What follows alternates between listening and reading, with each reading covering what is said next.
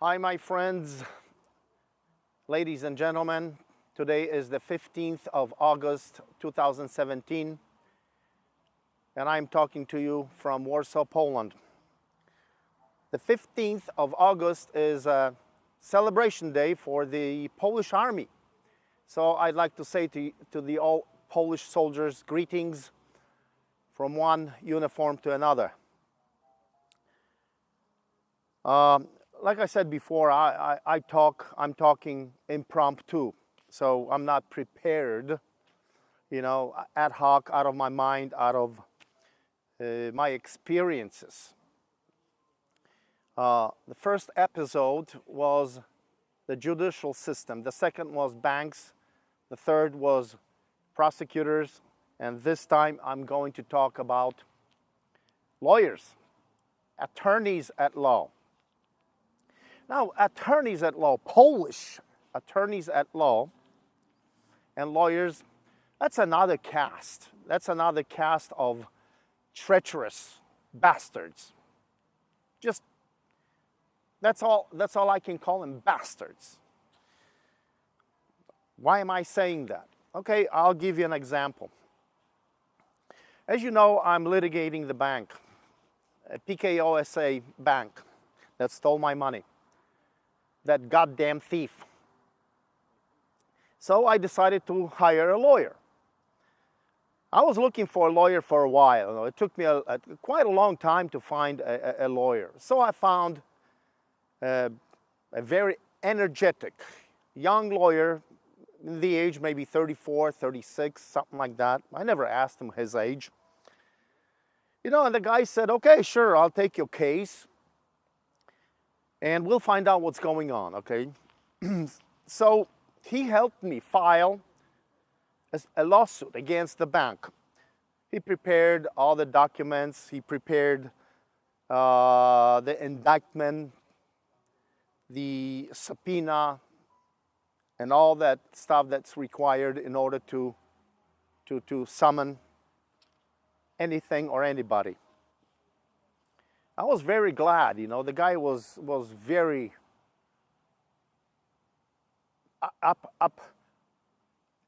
happy and up in heaven, like up in heaven.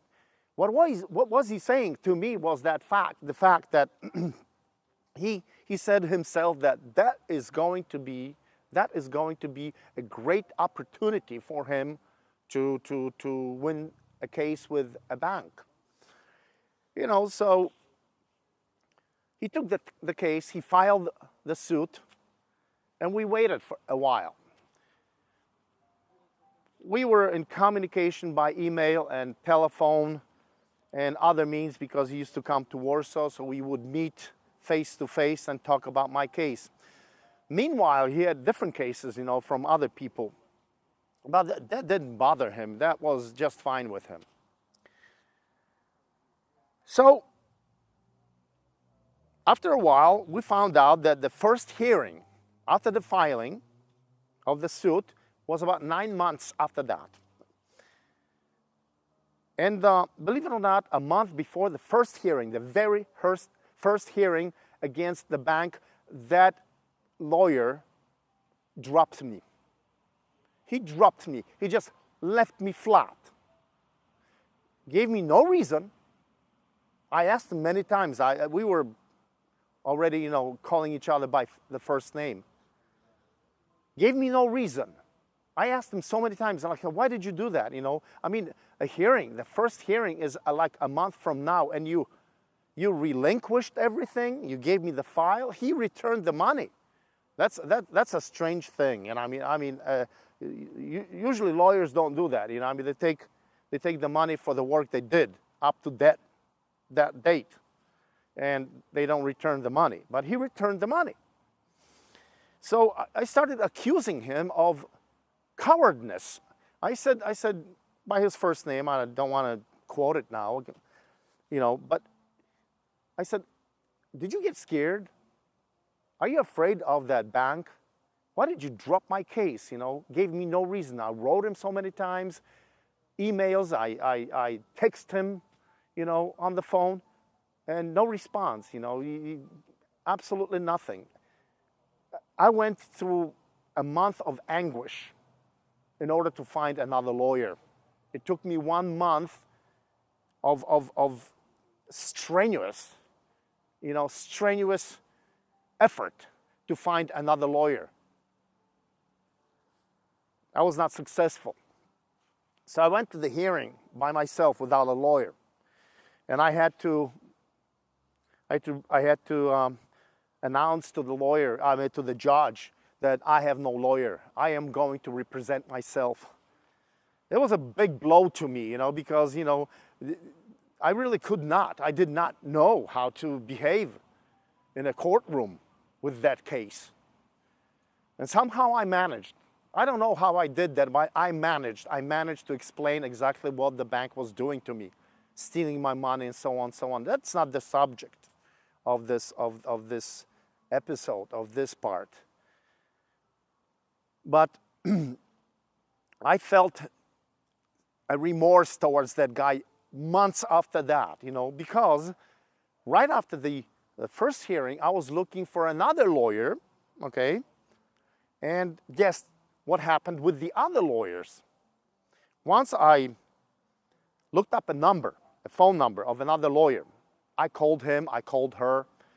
A few lawyers refused, They said, I'm not going to take that case, that's no reason either, nothing. Just, I'm not going to take that case, So I had no confirmation, from these guys of how to behave the next time when I looked for a lawyer. Then I suddenly came across a lady lawyer, and we talked over the phone. She asked me for a large amount of money up front. In addition to that, she asked for a contingency fee. Contingency fee, for those who don't know that, is that when you win the case, you pay a certain percentage to the lawyer. And I asked that lady, I said, listen, you want 2 payments?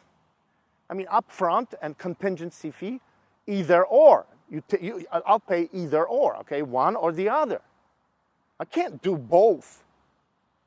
An American lawyer would be full of shame asking for 2 fees. You either pay one or the other. What an impudent, greedy bitch she was, asking me for 2 payments. I'll pay one or the other, not both. No, she said she was very harsh on me, She was very fast talking, No, if I don't get the money, I'm not going to take the case. I said, listen, lady, why can't we just talk over what I want to say to you? What? She says, no, it doesn't matter what you want to tell me. As long as if you don't put the money up front, I am not going to take the case at all. It was a large amount of money, maybe that's what she was just shooting for, for the money. I couldn't believe, she had a nerve. She had a nerve. I couldn't believe that was outrageous to me that she wanted to have 2 payments, one up front and one at the end of the case. I was confused, There was a big confusion in my mind, how greedy can you be? You can't, are those people doing any conscientious work? Are they fair in those things? I thought maybe the judge may not be fair, okay? The prosecutor may not be fair. The banks are not fair at all. They're not. To me, they're not. Institutions of public trust, at least in this country. I trust my American bank, but not these banks here. I would trust a German bank, the British bank, French bank, Swedish bank, but no bank in this country. And then finally I would say, maybe a lawyer, when I call a lawyer, Now, who can be the fairest of all that, of all these people? I thought it was a lawyer. When you're sick, you need a doctor. You go to a doctor. A doctor may not refuse treatment when you're sick or dying, for that matter. He took or she took a Hippocratic oath to help people, sick people. You want to make them well. So when you're sick, you go to a doctor. When I have a problem, a legal problem, I go to a lawyer. But these lawyers refused. Or if they didn't refuse, they said, okay, well, you got to give me that amount of money. And I don't, maybe I had it, but it was completely, the behavior, the conduct of these lawyers are just like robots, with no, it's like taxation without representation. They want something, and you don't know why I should give her that amount of money. For what? She did not even say what she would do in my case. So how can I trust her? It was just like, it was money, nothing else but money. What is the dignity in it, of the profession, even of that kind? How did she think about herself after that? I mean, it's outrageous. Again, it's not. I cannot accept that. I could not accept that. I was completely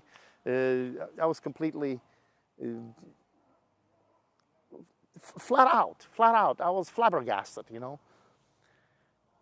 So after that, being confused, and I tried to find another lawyer. Okay, but meanwhile, what was going on is that I had another hearing, in court, and I went to that court again alone without a lawyer. So actually, no one represented me. No legal advice, no legal person, no legal background did I have behind me. Nothing. I was alone, completely alone. Till today, I'm wondering, how I'm doing. I wrote 2,000 pages in 3.5 years of my struggle with that bank and with the court. But another lawyer again, and that's not my lawyer. I've decided to put off, any search for any lawyer in this country. I'm representing myself this time. I think I will do it till the end of the case. But what's going on is that the lawyer that represents the PKOSA is a bastard too. I've mentioned that in the other episode, I think, when I said that lawyer that represents the bank does not come to court prepared. I mean, he sits down, he scribbles something with his pen and pencil, doesn't pay attention to what the judge says, to what I say. Of course, the whole thing is recorded on a DVD. He can always go back and find out what has been said. I do that too, But the thing is that while you are taking an active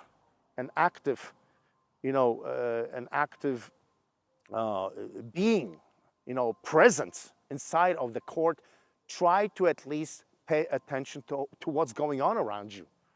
And that guy does not do that. He's like flying around like he's somewhere in the clouds.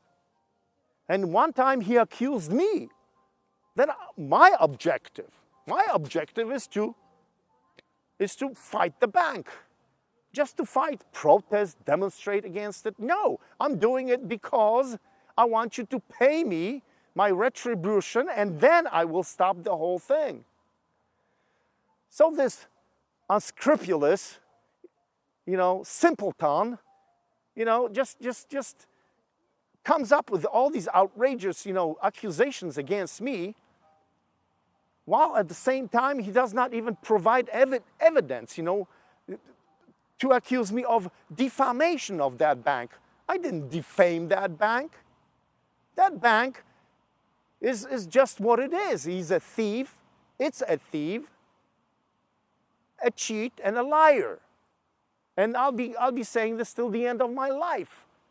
You know, even if they pay me, they're still going to remain thieves, liars, and cheaters. That's what they are. So how can I reconcile? How can I reconcile between that side and my side without a lawyer? They've got a lawyer. Supposedly, if you don't have a lawyer, you're going to lose a case. I don't believe so. I don't believe so. I think I will. I'm winning that case anyway. So I've had very bad experiences with lawyers in this country. Very, very, very. I feel solitary at this moment, you know. And this incessant refusal of helping me by other lawyers, Polish lawyers, is putting me down. It's crushing me, you know. It's crushing me. Not to the point where I will not fight back. I will fight back, okay? But those bastards, you know, those legal bastards, you know, you should trust them, but you can't. You just cannot, okay? Now, my case is not that severe as of cases of my friends that have the same problem. I mean, I keep in contact with people who had been in the same, or have been, or are still in the same situation with banks, mostly banks, okay? I mean, even their lawyers are very ignorant, arrogant sometimes, very arrogant. I mean, you paid the lawyer to do his job or her job, and he doesn't do that. One time I had a lawyer a long time ago here in this country when I first come to this country. I've come to this country a long time ago just for a while, you know. And I had this weird case. So what happened is that I hired a lawyer, a Polish lawyer. I gave him a lot of money and he was supposed to defend me. Well, during that time, he constantly was asking for more money. I said, listen, guy, man, you are not doing anything. I'm bringing all the evidence. I'm bringing all the documents to you. You're not doing anything. I'm searching for it. I'm finding it. You know, I'm digging for the evidence. And you're just sitting, and he wrote, in 1 year, he wrote only one processing paper document that he submitted to the court. Just one. And after that, he had a fucking nerve to ask me for more money. I gave him that money. But when he didn't do anything, I asked for that money back. I required work from him, but he didn't do that. Now, what do you call a person like that? I mean, those are just cheaters and bastards and then scumbags, you know, of the worst kind. I cannot believe that. I mean, what kind of reputation does a lawyer like that want to just give to the world, to outside? I mean, are you going to recommend a lawyer like that to anybody else? You know, the guy just asks for money, but he doesn't do anything. You know, you're just giving money for nothing. This is just a few examples, okay? I've had a lawyer one time in the United States. His behavior was a little bit alike here, okay? But not that much, somewhat alike here, not much, okay? He wasn't ignorant or arrogant or anything like that. But the thing is that he was always telling me that he did not believe in the case, you know. I mean, it's not worth to go on because I do not believe in the case. That's what he told me. And I said, why do you do that? You know, why? You haven't even tried, and you're just gonna drop it, you know, like a hot potato and let me go and be just out flat. You know, I mean, come on, have some dignity in yourself, okay? They don't do that, you know. So my indignation in this case, in my case, is just up high in the high level, okay? It's bursting out, you know, in me. How can a lawyer refuse any help, even by paying him or her a large amount of money, and the lawyer doesn't do anything? That's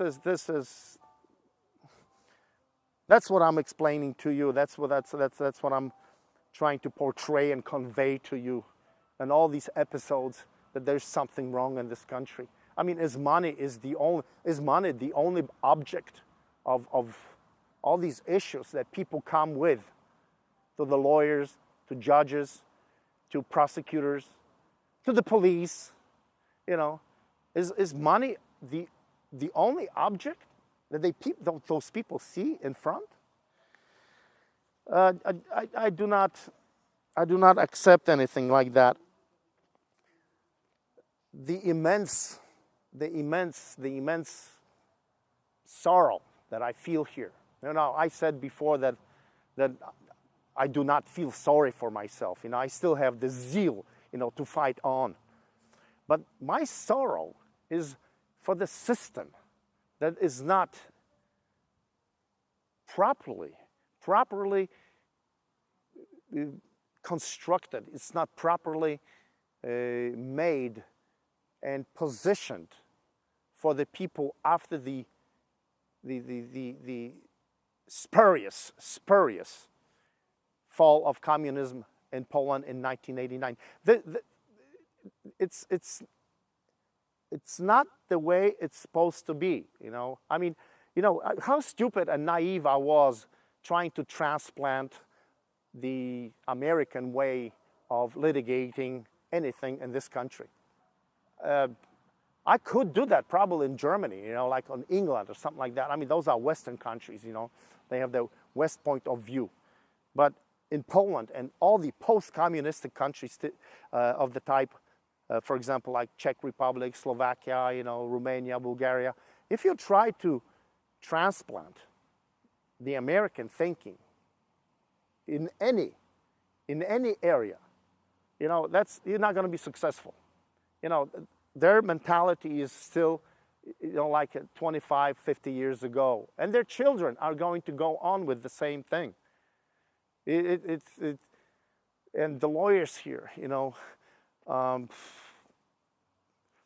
I have a lot of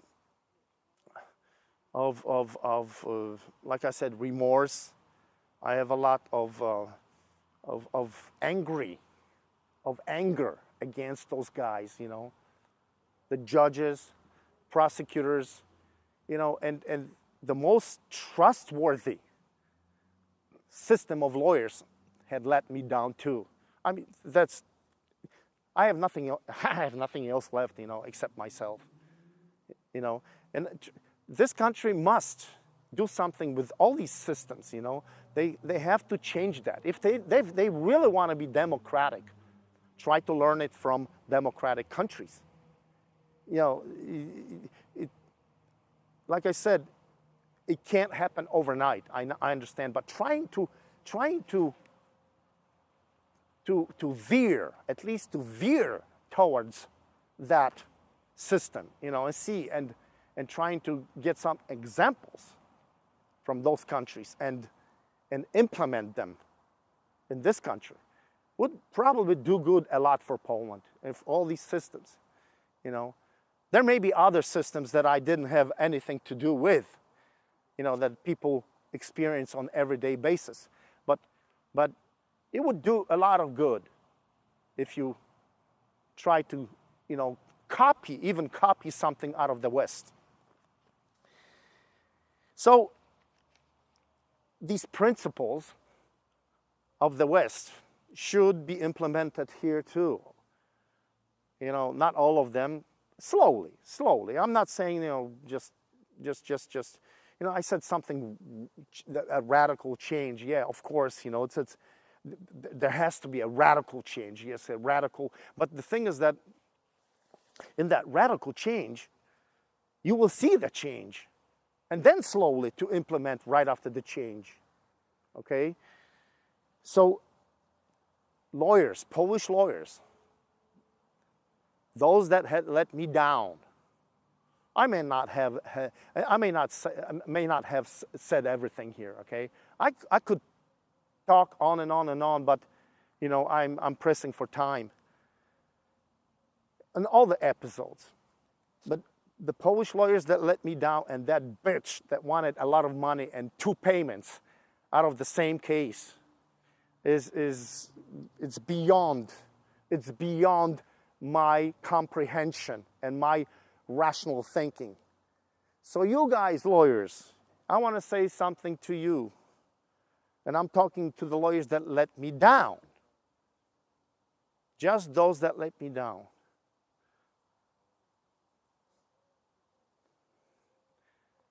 Those that let me down, Polish lawyers, please, fuck yourselves. Now I can have a cigar. I'm going to light up a cigar and relax because you're not worth anything anymore.